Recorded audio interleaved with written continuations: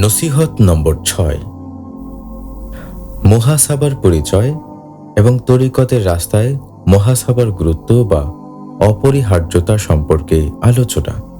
পূর্ববর্তী নসিহতে মুরাকাবা সম্পর্কে আলোচনা করা হইয়াছে। এই অধ্যায়ে তরিকতের অবশিষ্ট 2 রকম মুহাসাবা ও শুকর সম্পর্কে আলোচনা করিতেছি। মুহাসাবার আবিধানিক অর্থ হিসাব গ্রহণ। তরিকতের পরিভাষায় মুহাসাবা হইল দিন শেষে রাত্রিতে নিদ্রা যাওয়ার পূর্বে কিছুক্ষণ সারা দিনের কৃতকর্মের পুঙ্খানুপুঙ্খ হিসাব গ্রহণ করা।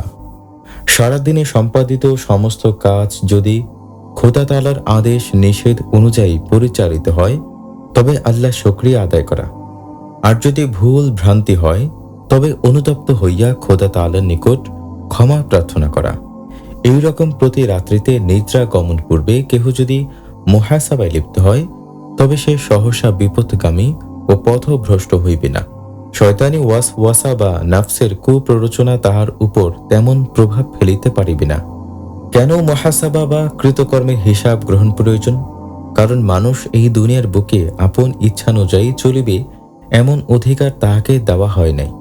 কিছু বিধি নিষেধ বাঁধিয়া দেওয়া হইয়াছে, যে বিধি নিষেধ মোতাবেক তাহাকে জীবন পরিচালনা করিতে হইবে। মানুষ এক গুরু দায়িত্ব তথা আমানতের বোঝা লইয়া দুনিয়ায় আসিয়াছে। সেই আমানতকে যথাযথভাবে রক্ষণাবেক্ষণ করিতে হইবে। আমানত কি? আল্লাহ পাকের গুণাবলীর প্রতিবিম্ব যাহা মানুষকে প্রদান করা হইয়াছে তাহাই আমানত। অর্থাৎ আল্লাহ পাক মানুষকে সৃষ্টি করিয়া আমরে রাব্বি বা আল্লাহর হুকুম বা রূহ ফকিয়া দিলেন। তৎপর মানুষকে নিজের সিফাতে হায়াত থেকে জীবন, সিফাতে এলেম থেকে জ্ঞান বিবেক, সিফাতে কুদরত থেকে ক্ষমতা, সিফাতে ইরাদত থেকে ইচ্ছা শক্তি, সিফাতে সামাওয়াত থেকে শ্রবণ শক্তি, সিফাতে বাসারত থেকে দর্শন শক্তি, সিফাতে কালাম থেকে কথন বা বর্ণন শক্তি এবং সিফাতে তাকবিন থেকে সৃজন শক্তি প্রদান করিয়াছেন। কাজেই এই ক্ষমতা সমূহ অর্থাৎ চিন্তন, দর্শন, শ্রবণ, কথন, বর্ণন, সৃজন, মনন ইত্যাদি সমুদায় শক্তি আল্লাহ পাকের, মানুষের নয়। মানুষকে এই গুণাবলী সমূহ আমানত স্বরূপ দেওয়া হইয়াছে। মানুষকে ইহা ধার দেওয়া হইয়াছে। সময় মতো আবার আল্লাহ পাকের নিকট ইহা ফেরত দিতে হইবে। এই আমানত মানুষকে দেওয়ার সাথে সাথে কিছু শর্ত তাহাকে দেওয়া হইয়াছে। অর্থাৎ আল্লাহ প্রদত্ত আমানতের খেয়ানত যাহাতে না হয় সেই জন্য মহান খোদা তাআলা নবী রাসূল আলাইহিস সালাম গণের মাধ্যমে মানুষকে নিজ আদেশ নিষেধ সম্বলিত বিধান প্রদান করিয়াছেন। সেই বিধান মতে যদি মানুষ নিজ জীবনকে পরিচালনা করে, সমুদায় কর্মকাণ্ডকে সে যদি আল্লাহ পাকের আদেশ নিষেধ মতো সম্পাদিত করে তবে আল্লাহ পাক তাহাকে পুরস্কার স্বরূপ অনন্ত সুখের আবাসস্থল বেহেশত এবং নিজের সান্নিধ্য বা নৈকট্য প্রদান করিবেন। তদুপরি নিজ হাস্যমুখী তাজাল্লা দান করিবেন। কিন্তু বিধানগত আদেশ নিষেধ অবহেলা বা অবজ্ঞা করিয়া যদি কেহ আল্লাহ প্রদত্ত আমানতের খেয়ানত করে, আমানতকে যদি যথাযথভাবে ফেরত দিতে না পারে তবে আল্লাহর কোপানলে পতিত হইয়া চির শাস্তির আবাসস্থল দুজখে নিপতিত হইবে। মানুষ আমানতকে যথাযথভাবে রক্ষা করিল কিনা কিংবা অবজ্ঞা বা অবহেলা করিয়া নষ্ট করিল কিনা তাহার হিসাব হইবে পরকালে, বিচার দিবসে। হিসাব গ্রহণ করিবেন স্বয়ং খোদা তাআলা। সেদিন প্রত্যেকটি মানুষের সমুদায় কার্যকলাপের চুলচেরা হিসাব গ্রহণ করা হইবে। কেহ তিল পরিমাণ পাপ বা পুণ্য করিলে তাহাও পাল্লায় ওজন করা হইবে। হিসাব শেষে কেউই বা আমলনামা ডান হাতে প্রাপ্ত হইয়া অতিশয় খুশি হইবে, কেউ বা বাম হাতে প্রাপ্ত হইয়া দুঃখ ভারাক্রান্ত হইবে, কেউ বা বেহেশতে কেউ বা দোজখে যাইবে। সেই বিচারের দিবসে আল্লাহর সামনে নবী রাসূল ওলি আল্লাহ অগণিত ফেরেশতাদের সম্মুখে যাহাতে লজ্জিত হইতে না হয়, অপদস্থ হইতে না হয়, সেজন্য সতর্কতা স্বরূপ নিজ কৃত সমস্ত কাজের চুলচেরা হিসাব নিতে হয়। ইহাই মুহাসাবা। তরিকতে তাই মুহাসাবা অত্যাবশ্যকীয় এক রুকন হিসেবে নির্ধারিত। এই প্রসঙ্গে আল্লাহ পাক পবিত্র কোরআনে বলেন, ওয়াল তানজুর নাফসুম মা কদ্দামাত লিগাদ, অর্থাৎ প্রত্যেকটি মানুষ পৃথিবীর পুঙ্খানুপুঙ্খ রূপে হিসাব করিয়া দেখ। আগামী কল্যের অর্থাৎ কিয়ামতের মহা বিচার দিবসের জন্য কি প্রেরণ করিয়াছে। সূরা হাসর আয়াত নম্বর 18। রাসূল পাক সাল্লাল্লাহু আলাইহি ওয়াসাল্লাম বলেন, যে ব্যক্তি সদা সর্বদা নিজের কৃতকর্মের হিসাব রাখিতে থাকে এবং মৃত্যুর পরে কাজে লাগিবে এমন কার্য করিয়া থাকে, সেই বুদ্ধিমান। মুহাসাবা প্রসঙ্গে ওমর ফারুক রাদিয়াল্লাহু তাআলা আনহু বলেন, হাসিবু ক্বাবলা আন তুহসাবু, অর্থাৎ হিসাব লও, তোমার নিজের হিসাব আল্লাহ তাআলা কর্তৃক লওয়ার পূর্বে। হযরত ওমর রাদিয়াল্লাহু তাআলা আনহু সাহেব সারাদিন কর্তব্য কর্মে ডুবিয়া থাকার পর রাত্রিকালে যখন গৃহে গমন করিতেন, তখন স্বীয় পাদদেশে দৌড়া মারিয়া জিজ্ঞাসা করিতেন, তুমি অদ্য কি কি কার্য করিয়াছ, হিসাব দাও। সদা সর্বদাই মানুষকে হিসাব করিয়া চলা কর্তব্য। যে ব্যবসায়ী ব্যবসা কর্মে ঠিক ঠিক মতো হিসাব রাখে, সে কখনো লোকসানে পতিত হয় না। তোমার আয় যত অল্পই হোক, হিসাব মতো ব্যয় করিলে তুমি কখনো অভাবগ্রস্ত হইবে না।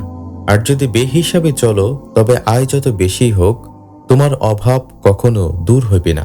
বেহিসাবী লোক সর্বদাই অপদস্থ ও লাঞ্ছিত হয়। রাসূল পাক সাল্লাল্লাহু আলাইহি ওয়াসাল্লাম বলেন, ইহজগতের একটি দিন ও রাত্রি 24 ঘন্টার। আগামীকল্য অর্থাৎ কিয়ামতের বিচার দিবসে উক্ত 24 ঘন্টার বিনিময়ে 24টি ভাণ্ডার মানুষের সম্মুখে স্থাপন করা হইবে এবং প্রত্যেকটি ভাণ্ডারের দরজা খুলিয়া মানুষকে দেখানো হইবে, যে ঘণ্টায় নেক কাজ করা হইয়াছে তাহার বিনিময়ে প্রাপ্ত ভাণ্ডারটির দরজা উন্মুক্ত করা মাত্রই মানব উহাকে তাহার কৃত নেক কাজ আলোকে উজ্জ্বল ও জ্যোতির্ময় দেখিতে পাইবে। সেই আলোক ছটা দর্শনে মানুষ এত আনন্দিত ও উৎফুল্ল হইবে যে সেই আনন্দের সামান্য অংশ দোজখীদের মধ্যে বন্টন করিয়া দিলে তাহারা সকলে দোজখের যন্ত্রণার কথা ভুলিয়া যাইবে। বেহেশতীরা এইরূপ আনন্দিত হওয়ার কারণ এই যে তাহারা উক্ত আলোক দেখিবা মাত্র বুঝিতে পারে যে এই জ্যোতি আল্লাহ তাআলার সমীপে তাহাদের নৈকট্য ও প্রিয় হবার উসিলা বা কারণ হইবে। অতঃপর আরও একটি দরজা খোলা হইবে, তাহা অন্ধকারে পরিপূর্ণ এবং ঘোর কৃষ্ণবর্ণ দেখা যাইবে।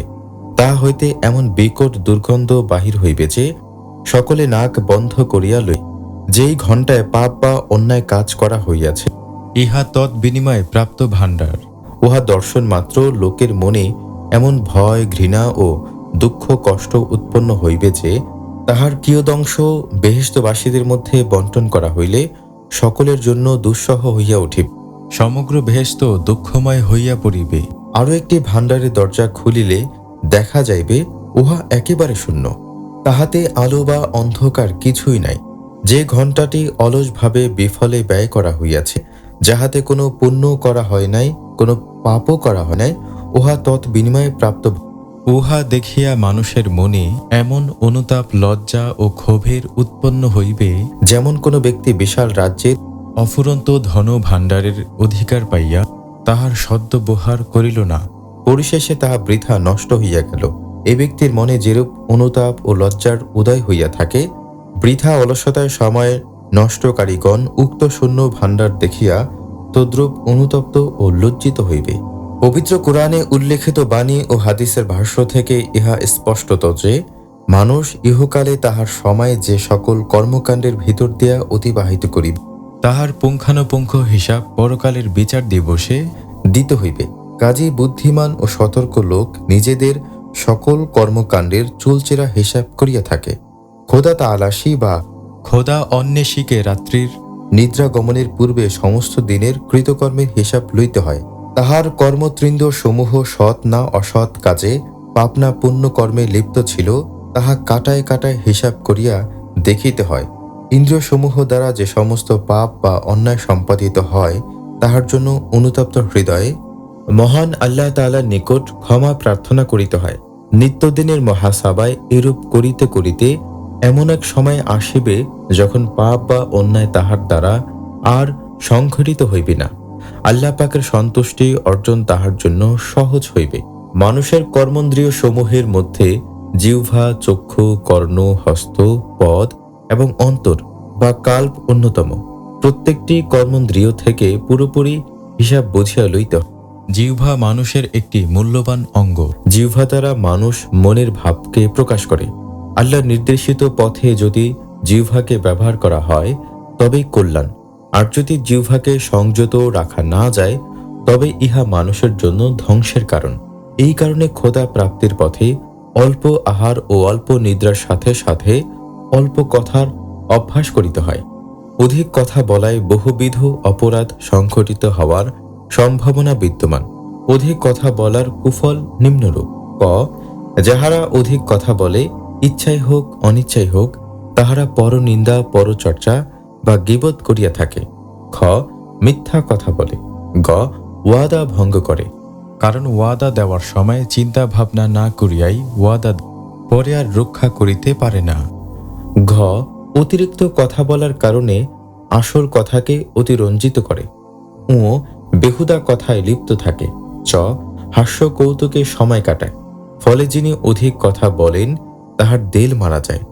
হযরত শেখ সাদি রহমাতুল্লাহ আলাই বলেন, তোমার কথা আদানের মুক্তার চেয়েও যদি মূল্যবান হয়, তথাপিও তুমি যদি বেশি কথা বলো তবে তোমার দেল মারা যাইবে, দেল অন্ধকার আচ্ছন্ন হইবে।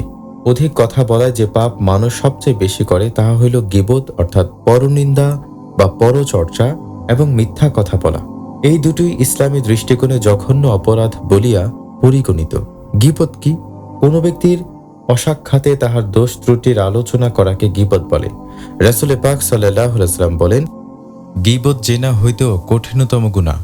সাহাবারা আরজ করিলেন, ইয়া রাসূলুল্লাহ সাল্লাল্লাহু আলাইহি ওয়াসাল্লাম, গীবত জেনা হইতেও কঠিনতর?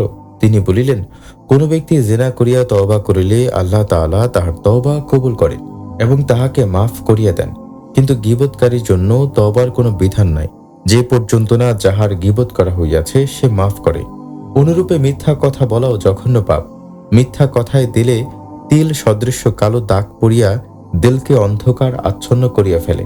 কাজেই প্রত্যেক রাত্রিতে ঘুমাইবার পূর্বে হিসাব করিয়া দেখা উচিত যে সারাদিনে জিহ্বা কতগুলো কথা বলিয়াছে, ইহার মধ্যে কতক্ষণই বা আল্লাহর জিকির বা গুণাগুণ করিয়াছে, কতক্ষণই বা পরনিন্দা পরচর্চা বা বেহুদা কথায় লিপ্ত থাকিয়াছে।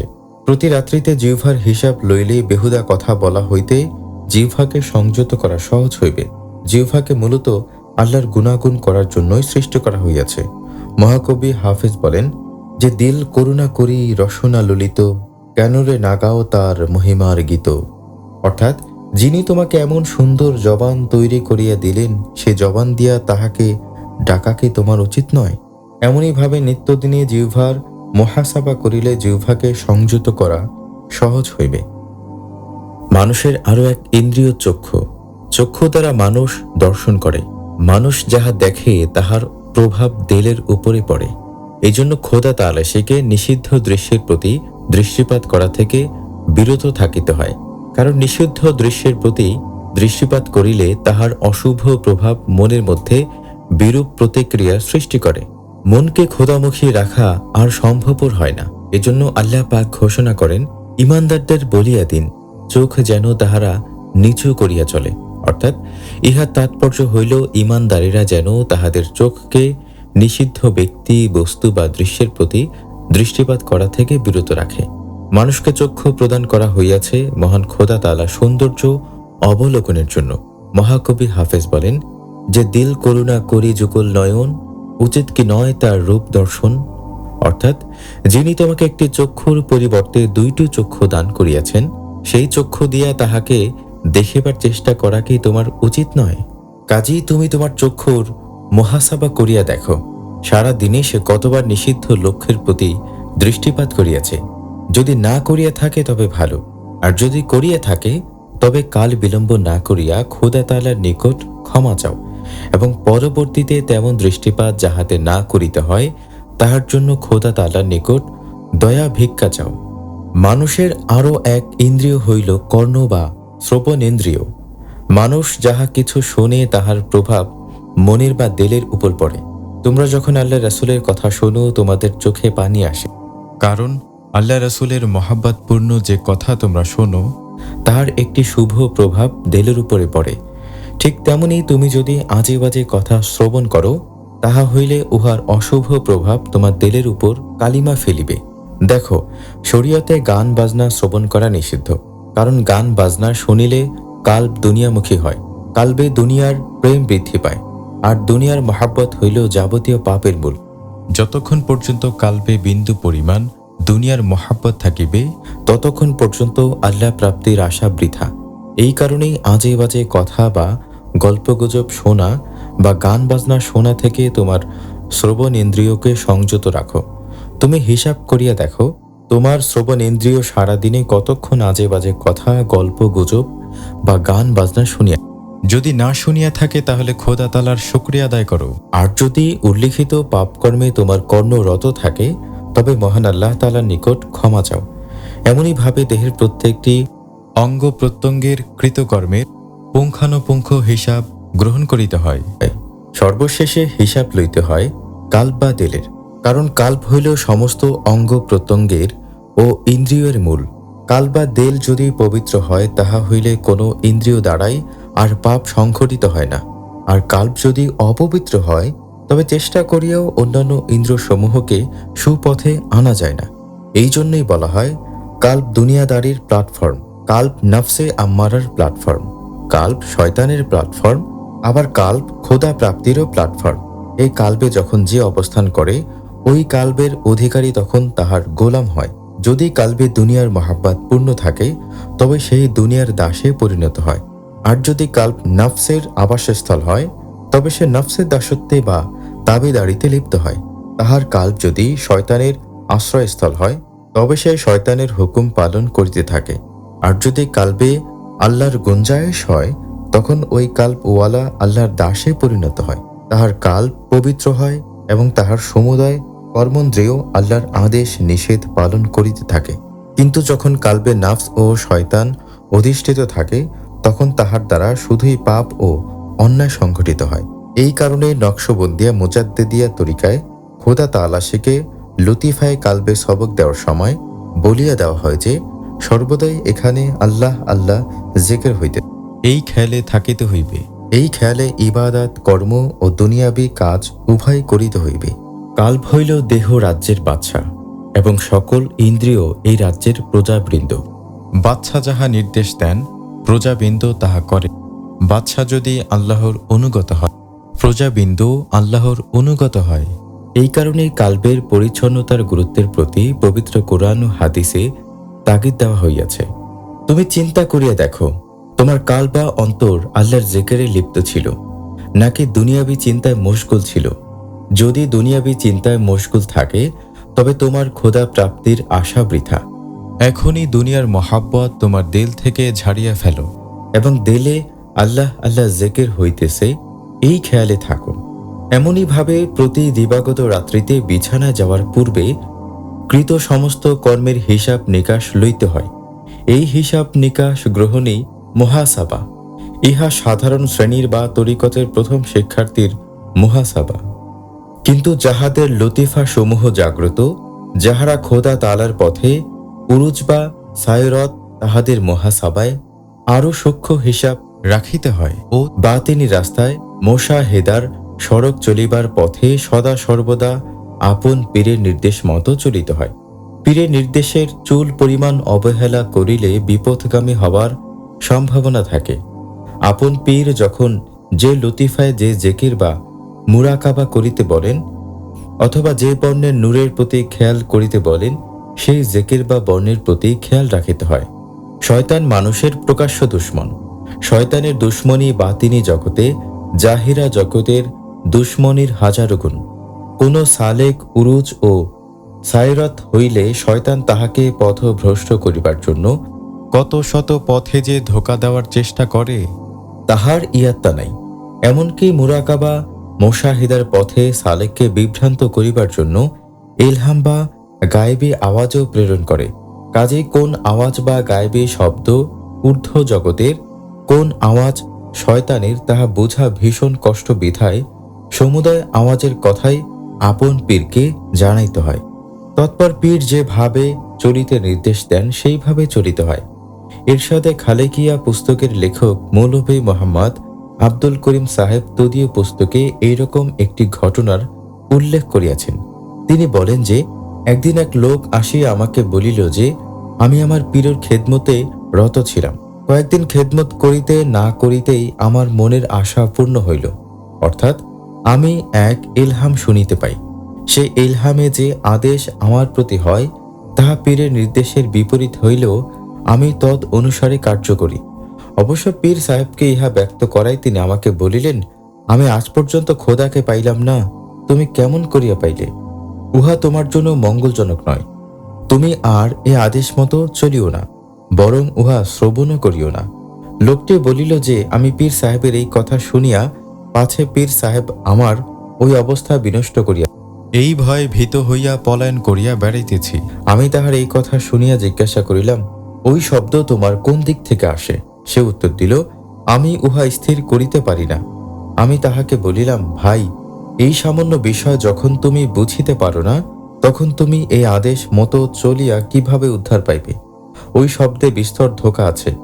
পশ্চাৎ দিক বা বাম দিক হইতে যে শব্দ শোনা যায়, উহা শয়তানের। মস্তকের উপর হইতে যে আদেশ হয়, তাহাও শয়তানের। ঘাড়ের উপর থেকে যে শব্দ আসে, তাহা খান্নাসের। স্কন্ধ হইতে শব্দ হইলে উহা ফেরেশতার।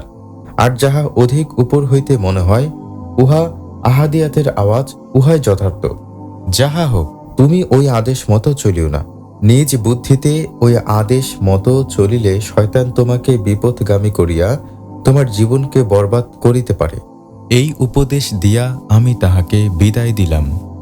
অভিশপ্ত শয়তানকে আল্লাহ পাক প্রচুর ক্ষমতা প্রদান করিয়াছেন, আর শয়তানও তাহার সবটুকুই ক্ষমতা ও কৌশল মানুষকে পথভ্রষ্ট করার কাজে ব্যয় করে। পবিত্র কোরআনে আল্লাহ তাআলা শয়তানকে উদ্দেশ্য করিয়া বলিতেছেন, হে শয়তান, তুমি আওয়াজ দ্বারা যাহাকে পারো গোমরা করো। কাজেই বাতিনি পথে বা মোশাহিদার রাস্তায় চলিবার পথে যে গায়েবী বাণী তুমি শ্রবণ করো না কেন, আপন পীরকে জানাইয়া তাহার বিশ্বস্ততা যাচাই করিয়া লইতে হইবে। কোন সালেক তদীয় মুহাসাবায় যদি ইহা ভুল করে, তবে পথভ্রষ্ট হওয়ার সম্ভাবনা তাহার বেশি। পীরে কামেল সর্বদাই মুরিদকে শরীয়তের সিরাতুল মুস্তাকিমের পথে চলিতে নির্দেশ প্রদান করেন।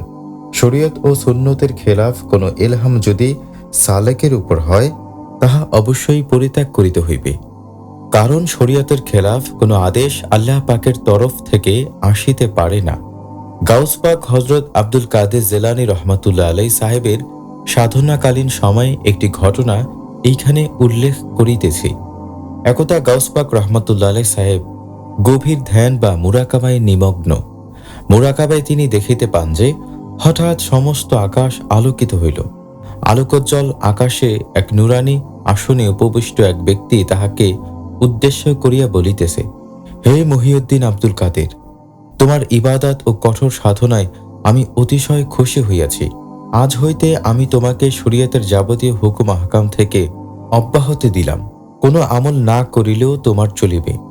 গাউস পাক রহমাতুল্লাহ আলাইহি সাহেব বলেন যে আমি ভীষণ দুশ্চিন্তায় পড়িলাম, কারণ শরীয়তের হুকুম পালন থেকে কোনো নবী রাসূল অব্যাহতি পান নাই, কোনো অলি আল্লাহ পান নাই।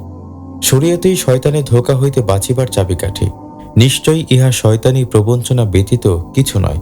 আমি সাথে সাথে লা হাওলা ওয়ালা কুওয়াতা ইল্লা বিল্লাহিল আলিয়্যিল আযীম এই দোয়া পড়িলাম, আর সঙ্গে সঙ্গে শয়তান অদৃশ্য হইয়া গেল।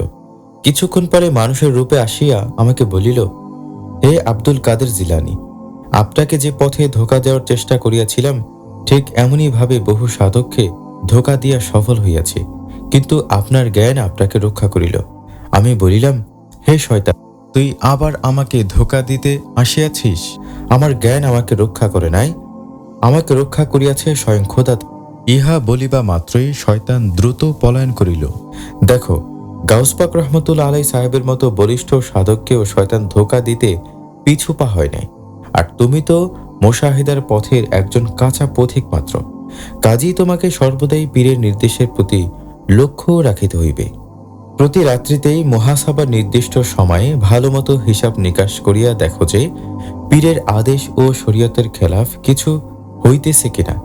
তাহা হইলে এখনই সতর্ক হও এবং পীর যে পথে চলিতে বলেন সেই পথে চলো।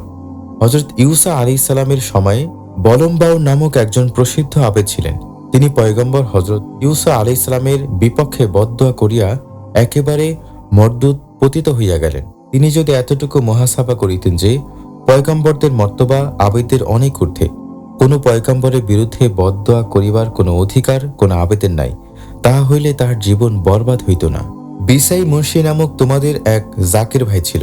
সে দীর্ঘদিন আল্লাহ রাসূলের দরবার এই বিশ্ব জাকের মঞ্জিলে খেদমত করিয়াছিল, ফলে তাহার বাক্য সিদ্ধ হইয়াছিল। সে যাহা বলিত তাহা সত্য হইত। বাক্য সিদ্ধ হওয়ার পর সে খেদমত বন্ধ করিয়া নিজে বাড়িতে জলসা করা শুরু করিল। আমি তাহাকে একদিন ডাকিয়া বলিলাম, বিষয় মুন্সি, ব্যাটারিতে চার্জ দিলে সে চার্জ কিন্তু 24 ঘন্টার বেশি থাকে না। তুমি আর কিছুদিন খেদমত করিয়া স্থায়ী চার্জের অধিকারী হও। কিন্তু বিষয় মুন্সি আমার কথা শুনিল না। সে মহাসাবায় ভুল করিল। কিছুদিন পর তাহার কথার ফয়েজ নষ্ট হইল। ঝড়ে ঘর বাড়ি ফেলাইয়া দিল। ব্যবসা করিতে যাইয়া সঞ্চিত টাকা নষ্ট করিয়া ফেলিল। তৎপর সে মারা গেল। সে যদি একটু মহাসাবা করিয়া দেখিত যে পীরের সান্নিধ্যে থাকিয়া চার্জ স্থায়ী করিয়া নেওয়াই উত্তম, তাহা হইলে তাহার এমন ভয়াল পরিণতি হইত না। কাজেই তোমরা তোমাদের প্রতিটি কর্ম, প্রতিটি কথা, প্রতিটি পদক্ষেপকে মুহাসাবার মাধ্যমে যাচাই করিয়া দেখো। পীর যখন যে ইশারা দেন সেই ইশারা মতো চলো। আমার পীর কেবলাজান বলিয়াছেন, পীরের ইশারা যে বোঝে না, দিন দুনিয়া উভয় সে খোলা দিয়া খায়, অর্থাৎ ইহকাল পরকাল বরবাদ করে। পীরের হাতে তেমন থাকো যেমন ধৌতকারীর হাতে মুদ্রা থাকে, তাহা হইলে খোদা প্রাপ্তি তত্ত্বজ্ঞান হাসিল করা তোমাদের জন্য সহজ হইবে। শগুলের সংজ্ঞা এবং মুহাসাবার সহিত শগুলের পার্থক্য নির্ণয়। শগুল শগুল অর্থ কার্যে লিপ্ত হওয়া। এই কাজ দুই দিকে প্রসারিত, একদিকে হিসাব নিকাশ রাখা, অন্যদিকে ধ্যান করা। মুহাসাবার সহিত শগুলের পার্থক্য। দিন রাত্রি 24 ঘন্টার মধ্যে নির্দিষ্ট এক সময়ে, বিশেষ করিয়া রাত্রিতে নিদ্রা যাওয়ার পূর্বে সারাদিনের কৃতকর্মের চুলচেরা হিসাব নেওয়াই মুহাসাবা। কিন্তু শগুলের জন্য নির্দিষ্ট সময়ের প্রয়োজন নাই। চলিতে ফিরিতে, উঠিতে বসিতে তথা সর্বাবস্থায় সূক্ষ্ম হিসাব মতো চলাই শগুল। মুহাসাবা নির্দিষ্ট এক সময়ের জন্য, কিন্তু শগুল সর্বক্ষণের জন্য। আবার মুরাকাবা বা ধ্যান ও শগুলের পার্থক্য। মুরাকাবায় কতগুলি শর্ত মানিয়া চলিতে হয়, যথা স্থির চিত্তে নিবিষ্ট মনে মুরাকাবায় বসিতে হয়, নূর নির্গত স্থানের প্রতি খেয়াল রাখিতে হয়, নূর পতন স্থানের প্রতি লক্ষ্য রাখিতে হয়, নূরের বর্ণের প্রতি খেয়াল রাখিতে হয়, নূর পতন স্থান বা লতিফা সমূহের জেকেরের প্রতি খেয়াল রাখিতে হয়। কিন্তু শগুল মুরাকাবার ন্যায় স্থির ও নিষ্পন্দ শরীরে করা শর্ত নয়। চলিতে ফিরিতে, উঠিতে বসিতে তথা সর্বাবস্থায় শগুল করিতে হয়, অর্থাৎ সমুদায় কাজের প্রতি তীক্ষ্ণ দৃষ্টি যেমন রাখিতে হয়, তেমনি নূর পতন স্থানে এবং নূরের বর্ণের প্রতি খেয়াল রাখিতে হয়। শগুলে ধীর স্থির হইয়া বসা যেমন শর্ত নয়, ঠিক তেমনি নূর নির্গত স্থানের প্রতিও খেয়াল রাখার দরকার নাই। শগুল সকল সময়ের জন্য। তরিকতের নব শিক্ষার্থীর শগুল। চলিতে ফিরিতে, উঠিতে বসিতে, হাঁটিতে তথা সর্বাবস্থায় কৃতকার্যকলাপের প্রতি শিক্ষার্থীর প্রাথমিক পর্যায়ে যেমন তীক্ষ্ণ দৃষ্টি রাখিতে হয়, ঠিক তেমনি সকল সময় কালবে আল্লাহ আল্লাহ জেকের হইতেছে এই খেয়াল করিতে হয়। কালবে আল্লাহ আল্লাহ জেকের হইতেছে এই খেয়ালে দুনিয়াবি কাজ করিলে তাহাও ইবাদতের অন্তর্ভুক্ত বলিয়া পরিগণিত হয়। প্রাথমিক পর্যায়ে মুরিদকে আরও খেয়াল করিতে হয় যে তাহার সমুদায় কার্যকলাপ এবং মনের সর্ববিধ চিন্তা ও কল্পনা মহান খোদা তাআলা দেখিতেছেন। এই প্রসঙ্গে আল্লাহ পাক সূরা নিসায় বলেন, নিশ্চয় আল্লাহ তাআলা তোমাদের সকলের খবর রাখেন। আল্লাহ পাক পবিত্র কোরআনে আরো বলেন, ইন্নাহু আলিমুম বিযাতিস সুদূর, অর্থাৎ তিনি তো অন্তরের অন্তঃস্থলেরও খবর রাখেন। কাজেই মহান খোদা তাআলা প্রকাশ্য ও গুপ্ত, জাহির ও বাতিন সমস্ত অবস্থার খবর রাখেন। সর্বক্ষণ এই হিসাব রাখা ও খেয়াল করাও শগুল। ইমাম গাজ্জালী রহমাতুল্লাহ আলাইহি তাহার রচিত পুস্তকে একটি কাহিনীর উল্লেখ করিয়াছেন। কাহিনীটি হইল, কোন এক পীর সাহেবের বহু মুরিদ ছিল। তন্মধ্যে তিনি একজনকে সর্বাপেক্ষা অধিক ভালোবাসিতেন এবং কাজে কর্মে তাহার প্রতি সমধিক লক্ষ্য রাখিতেন। ইহাতে অন্যান্য মুরিদগণের মনে ভীষণ দুঃখ ও হিংসার উদয় হইল।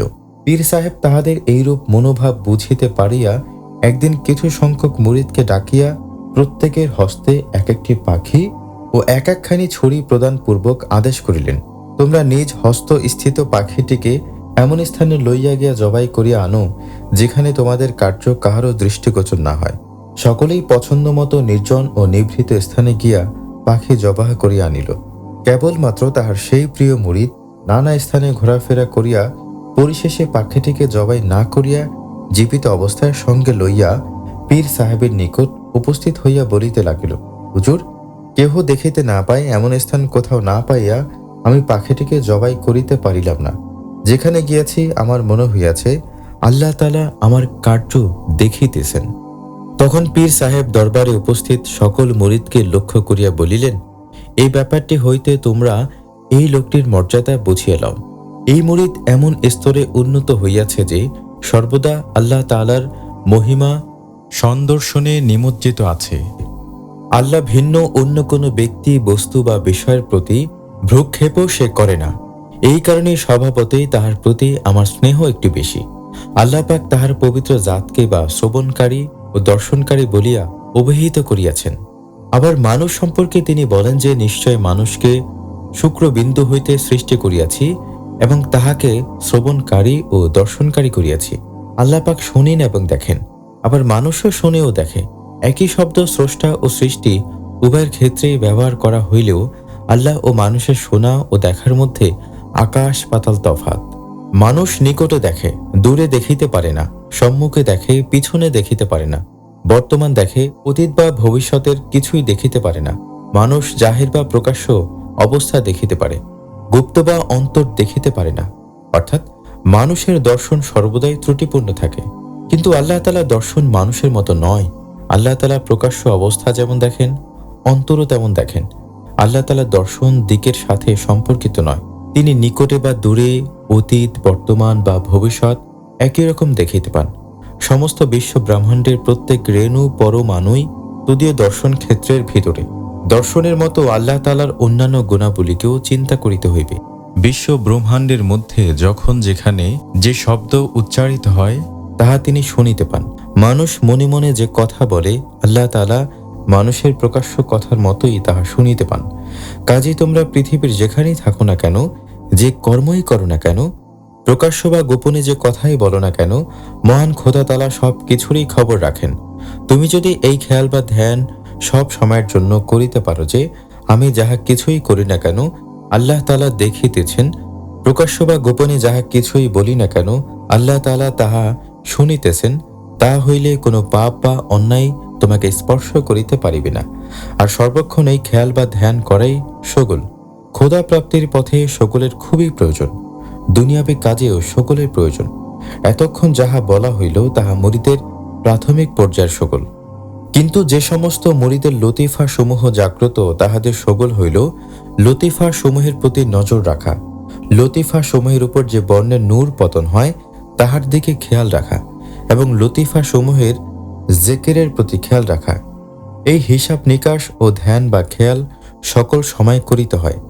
নিয়মমতো সগল করিলে প্রথমে দিলে এবং পরে ধীরে ধীরে দেহের সমস্ত লতিফাতে নূরের সংযোগ হয় ও অধিক হারে নূর আসিতে থাকে। ধীরে ধীরে মুরিদের অযুত রাজ্য এক অতি উজ্জ্বল নূর পিণ্ডে পরিণত হয়, যে পিণ্ড হইতে সদা সর্বদা কোটি কোটি মুখে আল্লাহর জিকির হইতে থাকে। মুরিদ তাহা শুনিতে পায় এবং অনাবিল শান্তি ও তৃপ্তি পায়।